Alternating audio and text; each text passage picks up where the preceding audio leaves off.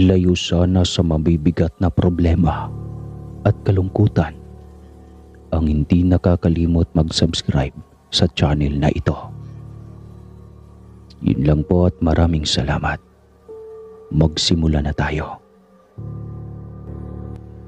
Malakas ang buhos ng ulan mula sa kalangitan sa kalagitnaan ng gabi. Nakakabingi ang bawat lakas ng tunog ng mahaba at matatalim na kidlat. Ang mga tao ay payapa at mahihimbing pa rin ang mga tulog, habang ang isang daan na masukal, liblib at madilim ay may trahedyang nagaganap.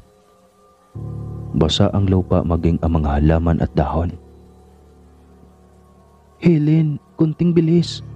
Sigaw ni Julia sa kaibigang nagdadalang tao habang pareho na silang nababasa ng malakas na ulan. Huminto ito nang nahinto si Helen at humawak sa malaking tiyan nito. "Julia!"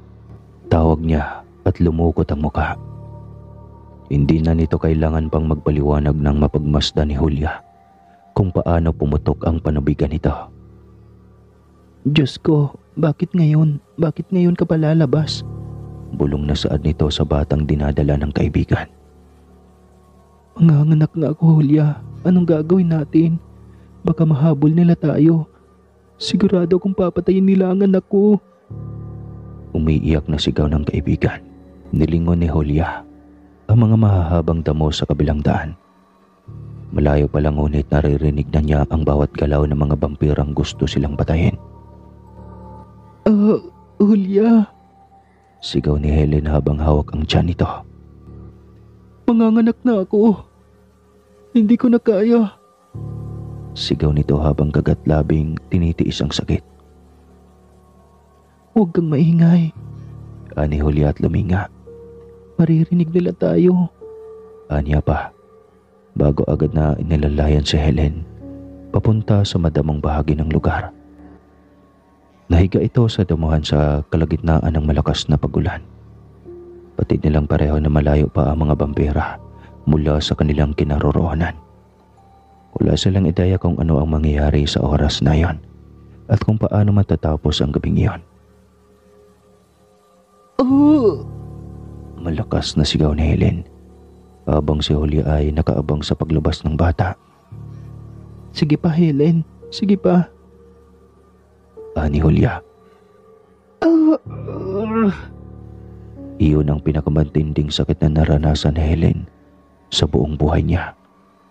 Maraming dugo na ang nawawala sa kanya sa mga oras na iyon. Sa ilang sandali pa iyak na ng bata ang narinig sa gabi na iyon. Huminto ang mga bampira na humahabol sa kanila. Matapos marinig sa malayo ang iyak ng isang sanggol. "Naganap na," komento ng isa. "Isinilang na ang sanggol. Kailangan natin silang mapatay. Dahil kung hindi, tayo ang mawawala ng kapangyarihan." Madiing pahayag ng isang babae. "Dalian niyo!" Malakas siyang sigaw bago sila agad na nagpatuloy sa paghanap sa kanila. Nahugasan ng ulan ang dugo mula sa bata. Malawak na ngumiti si Julia habang pinagmamasdan ang maamong mukha nito. "Kamukha mo si Helen," komento ni Julia. "Sayang, hindi mo naabutan ng papa mo. Sigurado ako na magiging masaya siya." Halos mabasag ang boses ni Julia sa mga oras na iyon. Mabilis namang binalot ni Julia ang bata bago ipinakita kay Helen ang kanyang anak. Bumagsak ang mga luha sa mga mata nito at sumilay ang isang matamis na ngiti sa kanyang mga labi. Marahan niyang hinawakan ang kanyang anak habang unti-unting tinatanggap ang kung anumang sasapitin niya. "Halika na, Helen. Kailangan na nating umalis," wika ni Julia. Hinawakan siya nito sa kanyang braso. "Kailangan niyo nang umalis," ani Helen. Agad na kumunot ang noo ni Julia. "Anong sinasabi mo? Tara na." Anya. "Hindi ko na kaya, Julia. Tanggap ko na. Tanggap ko nang ito na ang magiging kamatayan ko." Mabilis na bumagsak ang mga luha sa mga mata ni Julia. Hindi, Helen. Kailangan mong mabuhay. Nangako ako sa kapatid ko na magiging ligtas kayo. Tara na. Para saan? Pareho silang natigilan nang marinig ang malapit na mga yabag ng mga vampira. Makinig ka, Julia. Matigas na saad ni Helen. Iligtas mo ang anak ko. Ilayo mo siya sa mundong ito. Pakiusap. Nakikiusap si Helen. Helen. Umiiyak na tawag ni Julia. Umalis na kayo. Sige na, Julia. Sundin mo ko. Bilang isa sa iyong pinuno. Utos ni Helen. Kinuyom ni Julia ang kanyang mga kamay at pinagmasdan ng sanggol na patuloy sa pag-iyak. Doon niya unang beses na nasilayan kung paano naging kulay pula ang mga mata ng sanggol. Kasabay ng pagsakop ng pula sa mga mata ni Julia at muli niyang pinagmasdan si Helen. Bago mabilis na naglaho si Julia sa harapan ni Helen, dala ang sanggol na isinilang nito.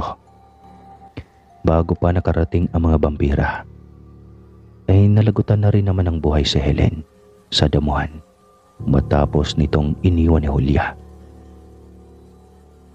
Patay na siya. Ani ng isa.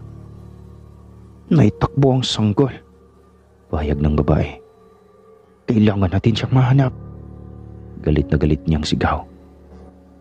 Hindi ko na sila naamoy ara. Sigurado akong nakalayo na sila. Pahayag ng kapatid nito na si Benjamin. Hindi pa kami tapos. Mamamatay din si Julia at ang sanggol sa mga kamay ko. Madiing saad ni Ara. 10 years later. 10 taon na ang sanggol nun. Nagugutom ka na ba, Hana? Tanong ni Julia sa pamangkin na si Hana. Opo, mamita. Magsasandok na po ako ng kanin ko. Pahayag ng batang si Hana. 10 taon na ito. At gano'n na rin katagal simula nang lumayo si Julia kasama ang anak ni Helen. Napalaki niya ito ng maayos. Mabuti ang batang si Hana at wala itong kahit na anong ideya sa tunay niyang pagkatao.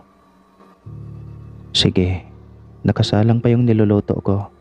May kukunin lang ako at hahanguin ko na rin. Anya at iniwan si Hana sa lamesa. Nang ilang sandali pa ay wala pa rin si Julia. Agad na pumunta si Hana sa kusina.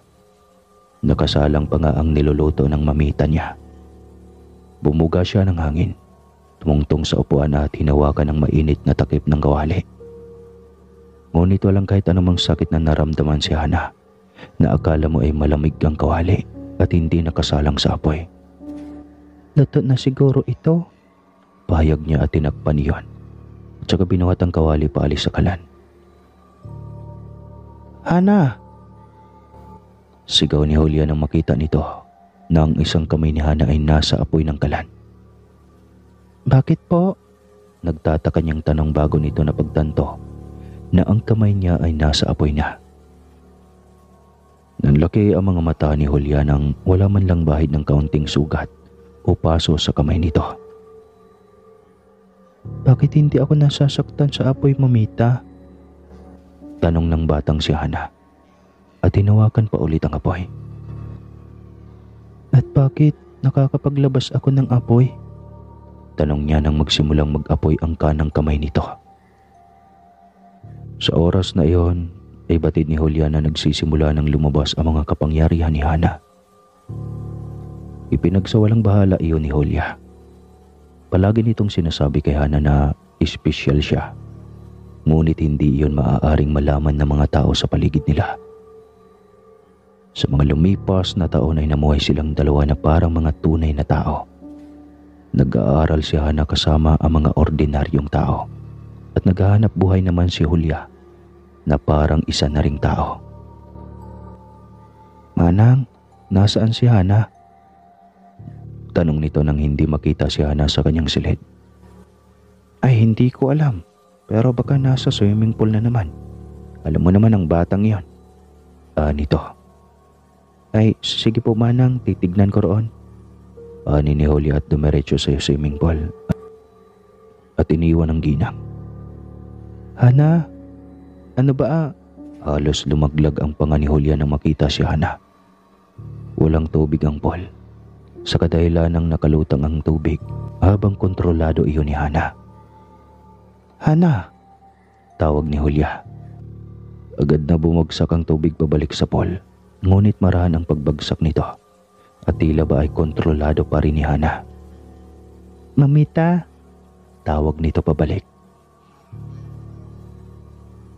Yun ang araw na napagtanto ni Julia na hindi lang apoy ang kapangyarihan mayroon si Hana, kundi pati tubig.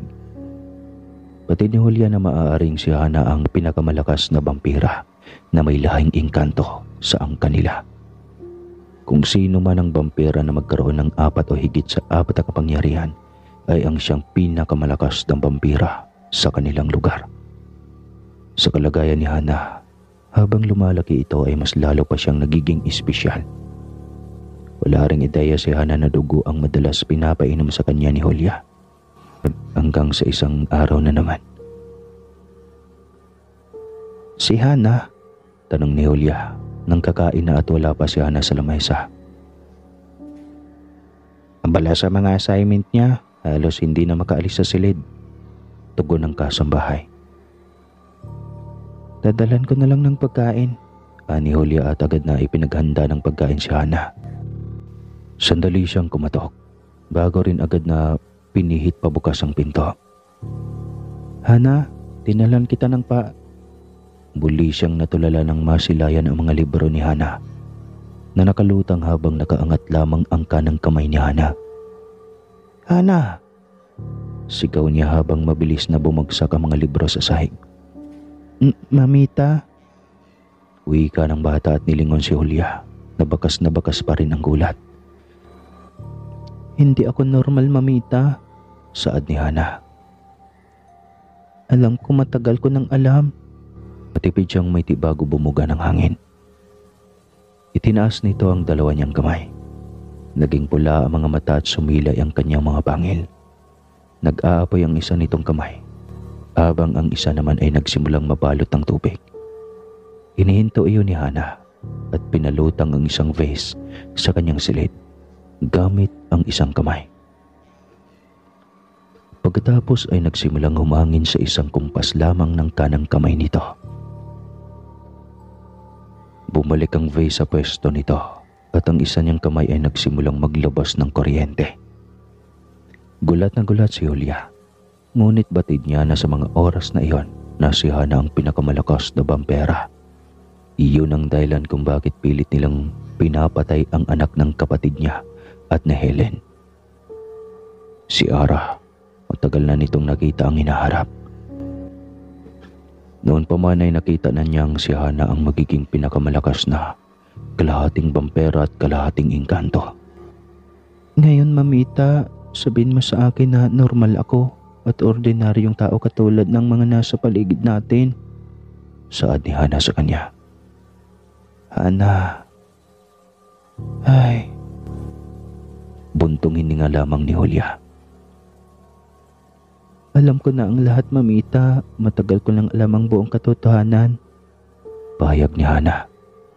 Yun ang hindi inakala ni Julia.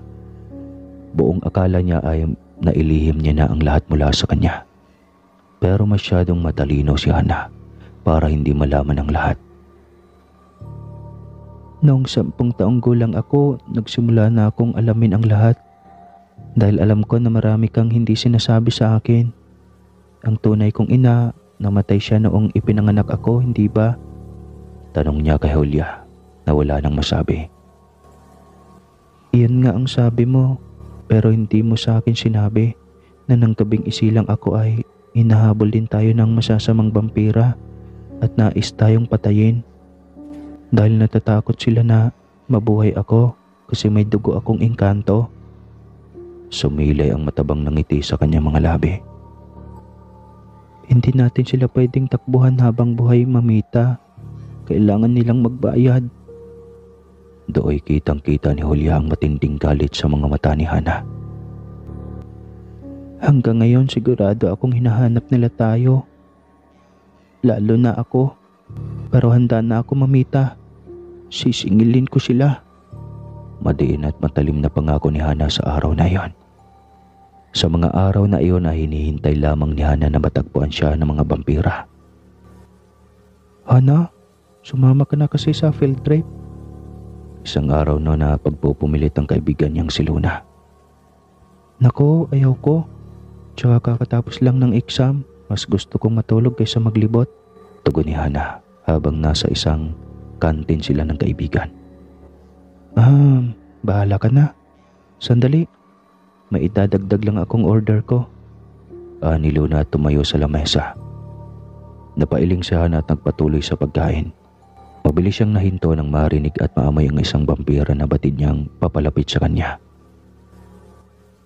Hana, umangat ang mga mata niya sa isang lalaki na naupo sa kanyang harapan.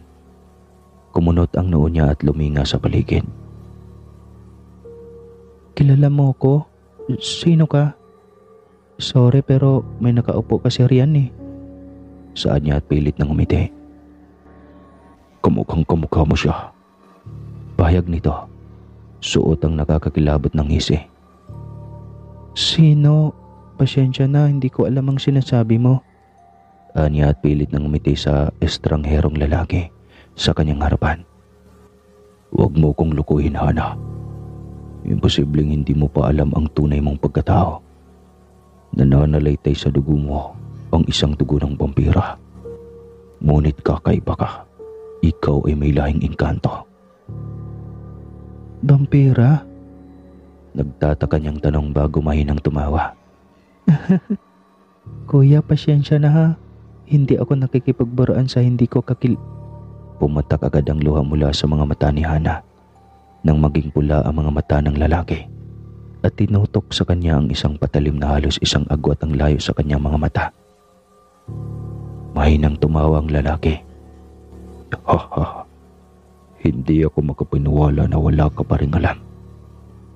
Pahayag nito bago mabilis na nawala sa kanyang paningin. Nang masiguro niya na wala ng vampira sa paligid ay agad na pinahid ni Hana ang kanyang luha kasabay ng pagsilay ng maliit ng ngisi sa kanyang mga labi. Pagkatapos na lang kumain ay agad na umuwi si Hana. Hana, nagluto kami ng merienda. Halika, tikman mo. Ni Julia sa kanya habang abala sa kusina. Aba, hindi ka yata busy mamita sa business natin? Tanong ni Hana at tinikman ang niluto nito. Nagpahinga lang ako ngayon. Tugon naman ni Julia. Masarap pa. Komento ni Hana.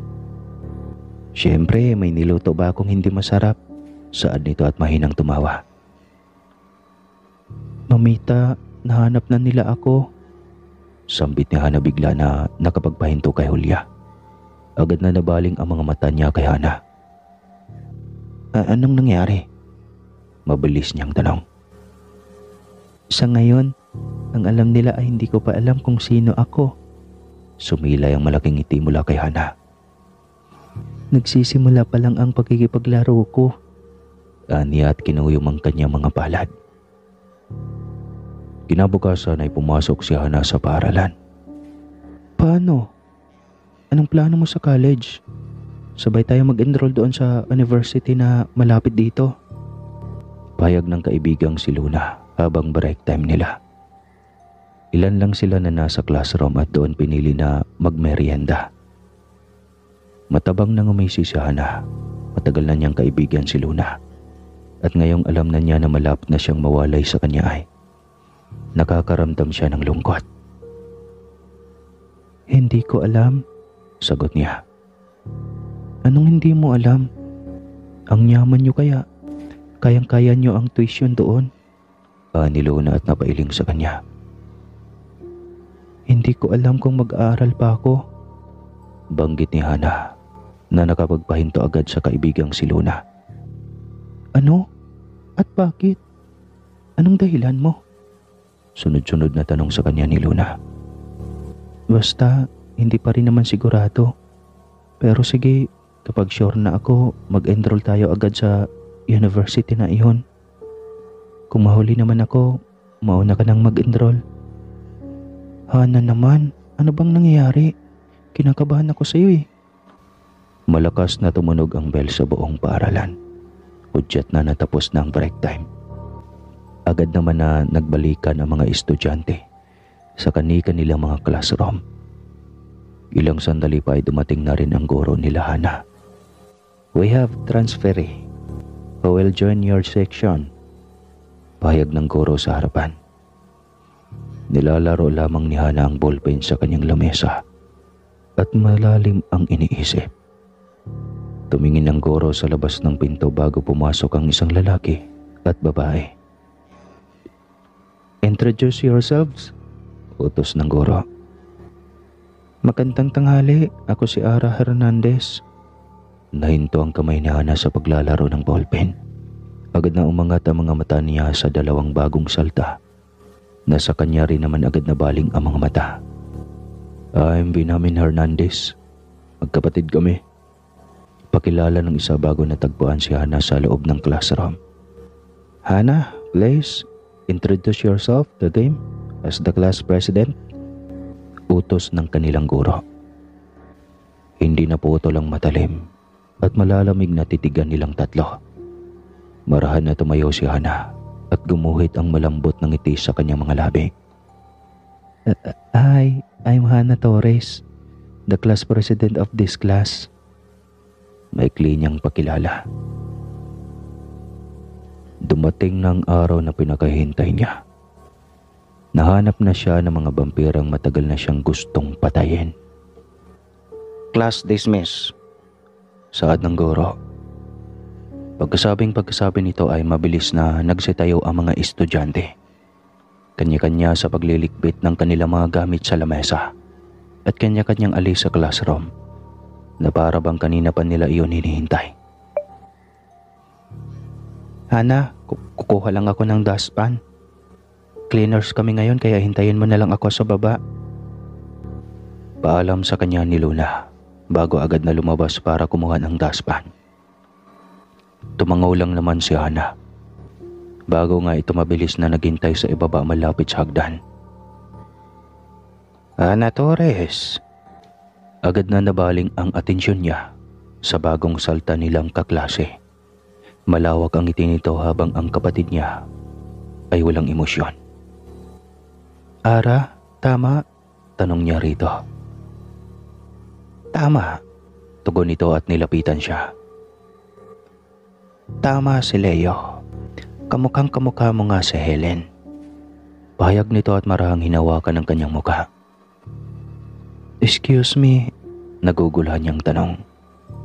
Bigla na lamang mas lumapit pa si Ara at tinamoy ang kilid ng kanyang leeg at maging ang malambot niyang buhok. "Teka, ano bang ginagawa mo?" Gulat na saad ni Hana at mabilis siyang itinulak. Ngunit halos hindi naman nalayo si Ara at nananatiling suot ang malapad nitong mga ngiti. "Hindi mo ako maluloko, Hana. Amoy na amoy kong pagiging vampiro mo."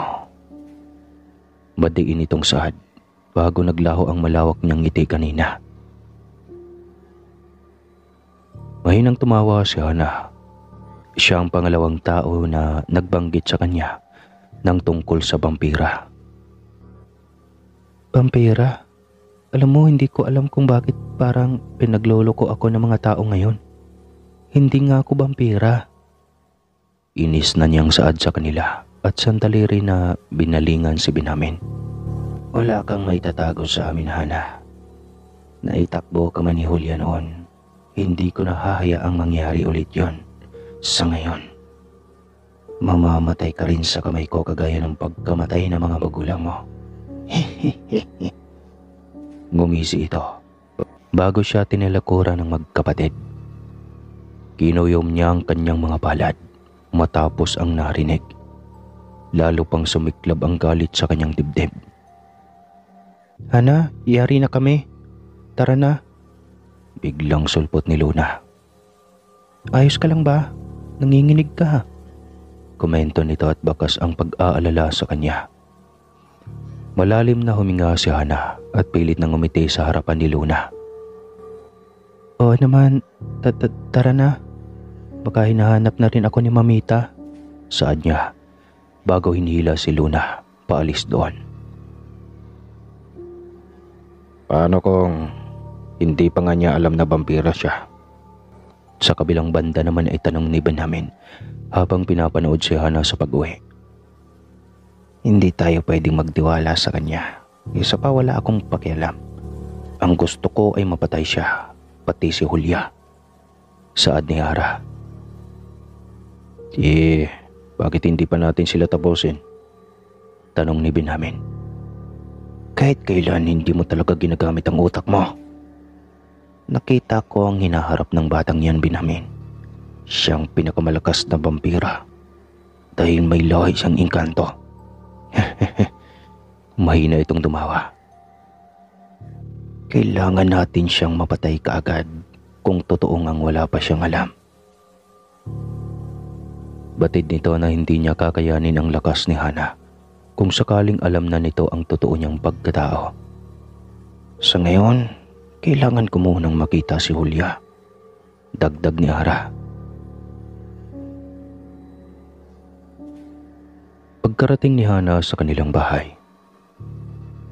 O Hana, kumain ka na? Tanong agad ni Julia kay Hana nang dumating ito galing paaralan. Nang hindi ito nagsalita at bakas ang galit sa kanyang mukha ay agad na natigilan si Julia.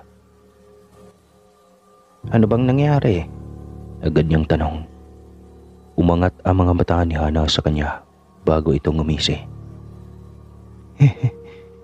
Nakilala ko na sila. Saad niya. Ang pumatay sa mga magulang ko. Mapakla niyang dagdag habang nakakuyom ang kanyang mga palad. Si Ara at Benjamin? Tanong ni Julia nang may takot sa tono ng kanyang boses. Marahang tumango si Hana. Hana, delikado sila. Hindi sila basta-basta mga vampira. Babala sa kanya ni Julia. At hindi rin ako basta-bastang vampira, Mamita. Tugon agad ni Hana. Alam ko ang ginagawa ko, Mamita. Lalo pa ngayong unti-unti nilang kinakagat ang plano ko. Pahayag niya. Kaya kong magpagaling. Sagot nito at agad na naagaw ang atensyon ni Hana. Alam ko na matagal kong itinatago ang lahat sa iyo. Pero iyon ang kapangyarihan ko bilang isang vampira. Si Helen ang mama mo. Kaya niyang kumontrol ng isang tao. At ang kapatid ko, ang papa mo. Apoy ang kapangyarihan niya. Ang mga magulang mo ay isa sa pinakamalakas na vampira. Si mama mo naman ay may dugong engkanto. Kaya nananalaytay sa iyon ang dugo na iyon na naaamoy nila. Sa totoo lang, pinagbubuntis ka pa lang ay umaaliligid na sila. Dahil naaamoy ka nila sa tiyan ng mama mo na may mga pambihirang mga lakas at hindi basta-basta. Kasi katulad din ng mga magulang mo ay isa sila sa pinakamalakas na vampira. Mapakla siyang umiti kasabay ng panunubig ng kanyang mga mata. At yun nga, pinatay sila ni Ara dahil sa hinaharap nila. Nakita ni Ara na sila ang mamumuno sa buong mga vampira. Nagalit siya at simula noon ay pinaplano na niya ang pagpatay sa kanila. Hanggang sa nakita rin niya ang hinahanap na meron ka. Kahit na nasa sinapupunan ka pa lang ni Helen.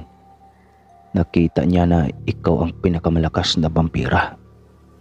Mahabang kwento ni Julia kay Hana. Kung gusto mo talagang maningil, tutulungan kita, Hana. Hindi kita pababayaan. Pangako ni Julia at agad na niyakap si Hana. Sa sumunod na araw ay dumalaw si Julia sa isang branch ng restaurant nila. Maaga pa lang ngunit may ilan na rin ang naroon at kumakain. Kadalasan kasi ay mga nagja-jogging ang dumadayo doon tuwing umaga. Ma'am Julia, malakas na bati ng isang nagtatrabaho roon nang makita siya. May ilan pang mga customer na pumasok. Pinagmasdan ni Julia ang ilang mga trabahador at halos lahat sila ay ginagawa naman ang kanilang mga trabaho. Dumaan ako rito para ma-check ko naman ang branch dito. Maya-maya uuwi rin ako. Pahayag niya. Huwag kayong kabahan sa akin ha. Just do your job. Pahayag niya pa sa lahat habang inoobserbahan ang bawat isa sa kanila. Akin na, ako nang bahala kumuha ng order sa iba. Anya sa isang babae at kinuha ang maliit na notepad at ang ballpen. Hello, good morning. May I get your order? Mabilis niyang tanong at handa nang magsulat. Long time no see, Julia. Agad na napahinto si Julia sa mga oras na yon. Kilalang kilala niya ang boses na yon kahit na ilang taon na ang nagdaan mula nang huli niya iyong marinig. Unti-unti nitong inaangat ang kanyang mga mata at do'y bumungad sa kanya ang dalawang taong pumatay sa mga magulang ni Hana. Si Ara at Benjamin. Hindi ka pa rin nagbabago, Julia. Komento ni Benjamin at mahinang tumawa. Nagbago na siya, para na siyang normal na tao. Tingnan mo, mas tumanda siya kaysa sa atin. Ngumisi si Ara habang pinagmamasdan ng buong restaurant ni Julia. Kayo rin, tugon ni Julia. Walang bago sa inyo. Nalalanghap ko pa rin ang kasamaan ng mga budhin ninyo. Madiin niyang pahayag sa dalawa. Kamukha niya si Helen. Kumanto ni Ara. Pati ni Julia na si Hana na ang tinutukoy nito. Pero hanggang ngayon ba naman, Julia, tinatago mo pa rin ang totoong pagkatao niya? Mahina itong tumawa. Kahit anong gawin mo, mamamatay kayo sa mga kamay ko. Mumisi si Julia sa kanya at hindi nakaramdam ng kahit anumang takot. Hindi ako natatakot sa iyo, Ara. Madiin niyang saad. At sisiguraduhin kong hindi kami ang mamamatay. Dagdag niya pa habang nagpapalitan sila ng matatalim na tingin.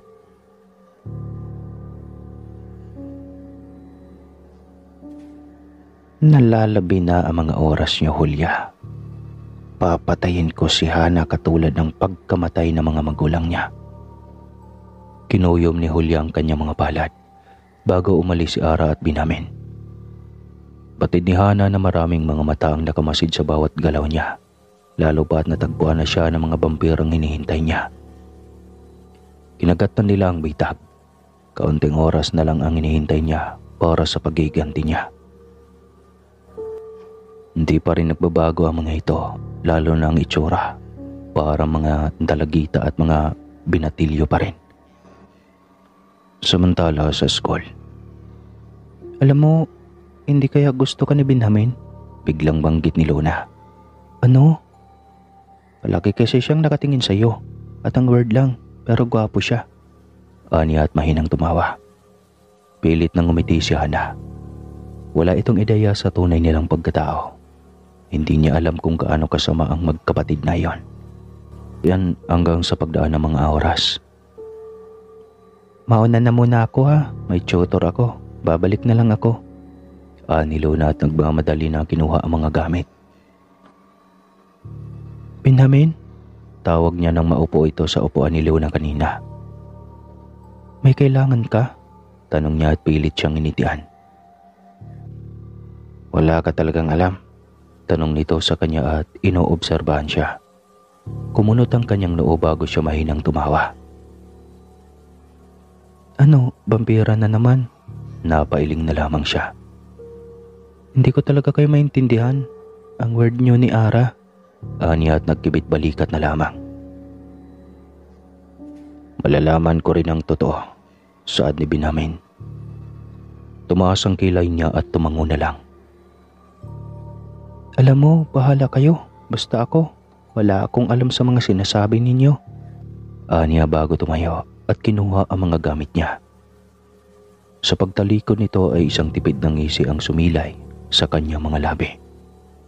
Nang may klase na at nasa classroom na sila ay maingat pa rin siya na sa mga galaw niya. Batid niya na napapaniwala na niya ang dalawa na hanggang ngayon ay wala siyang alam sa kahit anumang nangyari.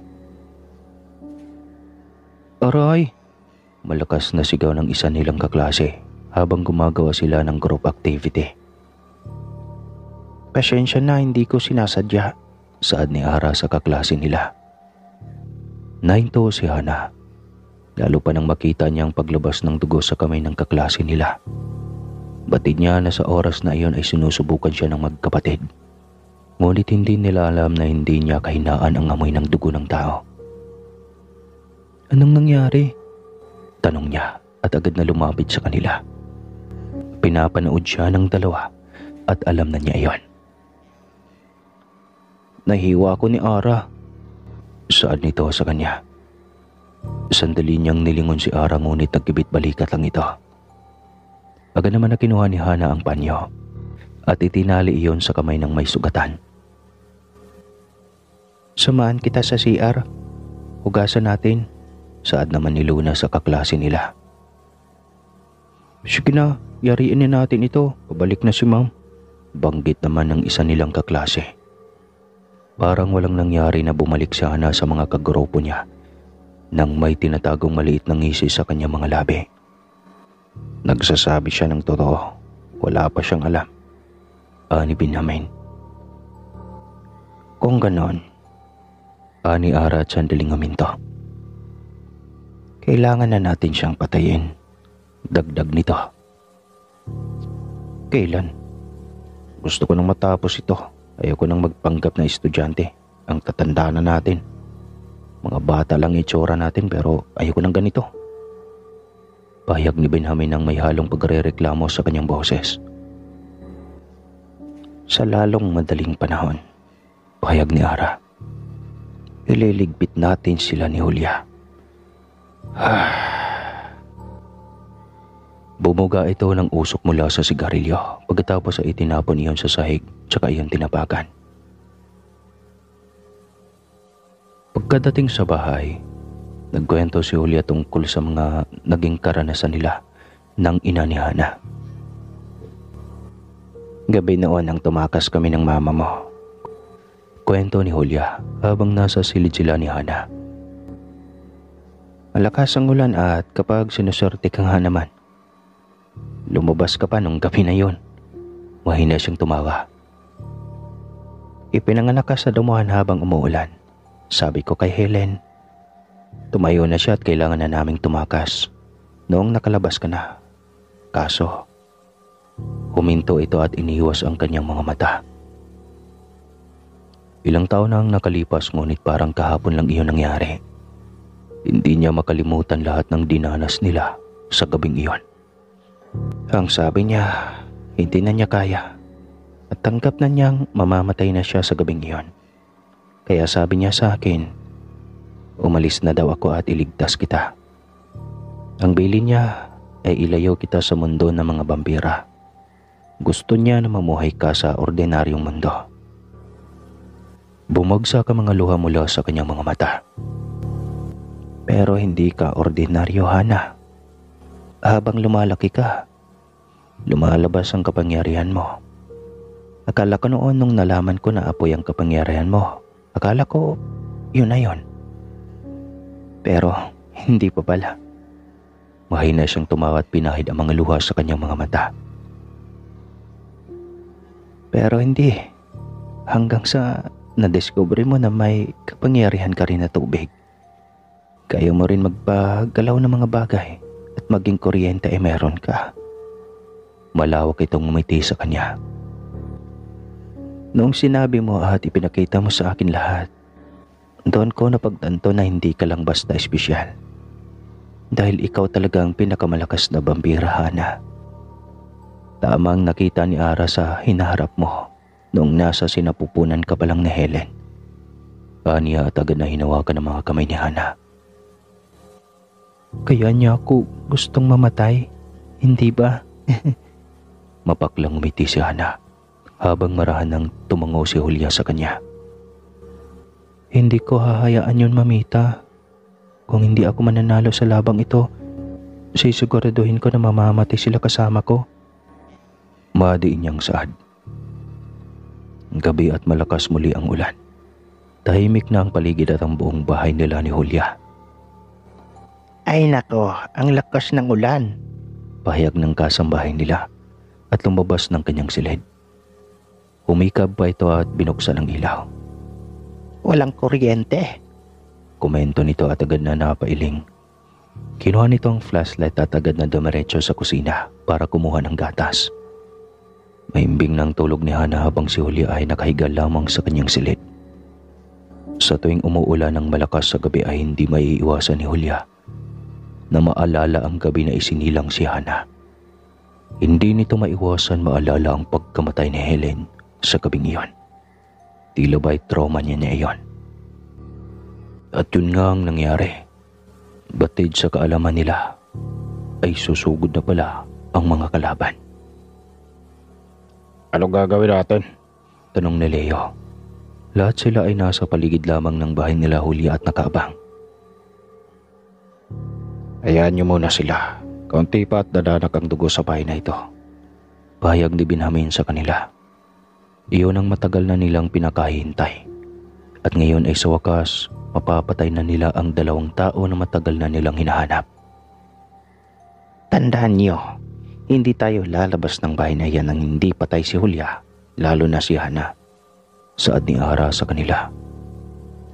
Kailangan nating mapatay si Hana hanggat hindi pa niya alam ang katotohanan. Pahayag sa kanila ni Benjamin. Mauna na kami sa loob, ani Leo. Bilang sa loob naman ng bahay ay, sana makatulog na ako, ani ng kasambahay pagkatapos ay nagsimula ng umakyat sa itaas. Dala ang isang basong gatas na tinimpla. Malakas at matatalim ang bawat guhit ng kidlat sa kalangitan na sumasabay din sa malalakas na kulog at ulan sa gabi na iyon. Muling humikab ang kasambahay ng nakaakyat na ito sa hagdan. Magandang gabi. Bumugsak ang baso sa sahig at nagkapera-peraso ang baso at tumapon ang gatas. Agad na bumukas ang mga mata ni Hana habang nakahiga sa kanyang kama. Maging si Julia ay agad na napatayo. Manang? Saad nito at mabilis na lumabas ng kanyang silid. Manang, nasan ka? Magandang gabi, Julia. Ara, Benjamin. Tawag nito. Lumabas ang mga pula nitong mga mata at ang pangil nito. Ma'am. Tawag ng kasambahay habang nasa kamay ito ng isang bambira. Sinasabi ko naman sa inyo, hindi ba? Mamamatay kayo sa mga kamay ko. Wika ni Ara. Hindi ako papayag. Sigaw niya at mabilis na sinugod si Ara. Mabibilis ang kanilang mga galaw at halos hindi na makita ng ordinaryong kasambahay nila. Hanggang sa natagpuan na lang nila si Julia sa kamay ni Ara. Awak siya nito sa kanyang leeg at may mga sugat na ang katawan. Ngunit dahil sa kapangyarihan nito ay unti-unting naglaho ang mga iyon. Susunod ka na kay Helen at sa kapatid mo. Ani Ara, suot ang malawak niyang ngiti sa kanyang mga labi. Hindi ako mamamatay. Matapang niyang saad. Tanggapin mo na ang kapalaran mo, Julia. Saad ni Ara. Ara, Benjamin. Nanlaki ang kanilang mga mata nang biglang umangat ang isang kasama nilang vampira sa ere. Anong nangyari? Tanong ni Leo kay Benjamin. Sa isang iglap ay nabali ang leeg ng vampira at bumagsak sa sahig. Apoy! Tulong! Sigaw naman ang isa ng vampira nang bigla na lamang nabalot ng apoy ang buong katawan hanggang sa ilan nilang kasama ay sinasakal ng tubig at kuryente. Anong nangyayari? Galit na sigaw ni Leo kay Benjamin. Leo! Sa paglingon nito sa kanyang likuran ay agad na bumungad ang taong hinahanap nila. Si Hana. Suot ang nakakatakot at nakakakilabot ng ngisi sa kanyang mga labi. Hana? Nanginginig na tawag nila sa kanyang pangalan. Tinignan lang siya ni Hana at agad itong bumagsak sa sahig. Umalis ka na, Manang. Ani Hana sa kasambahay na mabilis namang tumakbo. Sinasabi ko na nga ba? Galit na sigaw ni Ara. Gawin mo ang utos ko. sa adibin namin na may kaparehong kapangyarihan kay Helen. Ngumay silang si Hana at bago pa siya nito mapasunod ay nagsimulang mawalan ito ng hangin sa kanyang katawan. Binhamin! Sigaw ni Ara nang mapalahod ito habang nakahawak sa kanyang leeg at hindi makahinga. Sinasabi ko sa'yo, hindi ba? Hindi ako mamamatay sa kamay mo. Mabilis na itinulak ni Julia si Ara papunta kay Hana. Kala mo ay isa lamang siyang patalim na sinalaw ni Hana nang hindi man lang kumukurap. Sa isang iglap ay natagpuan niya ang sarili niya sa kamay ni Hana. Hawak sa kanyang leeg. Suot ang malademonyo nitong ngiti. Alam ko ang lahat, Ara. Matagal na. At ito, para ito sa mga magulang ko nang pinatay mo. Lumabas ang kuryente sa kanyang mga kamay at sa isang iglap ay bumagsak si Ara sa sahig nang wala man lang kalaban-laban. Nasingil na kita. Paglibot ng tingin ni Hana sa buong paligid, umiiyak si Julia. At halos lahat ng kalaban nila ay bumagsak na at wala ng mga buhay. Ito ang kwento ng pinakamalakas na vampira na may lahing engkanto. At hanggang dito na lang po ito kasi patay na ang mga kalaban. Wakas. Huwag pa rin kalimutan magkape ha kasi taglamig na baya.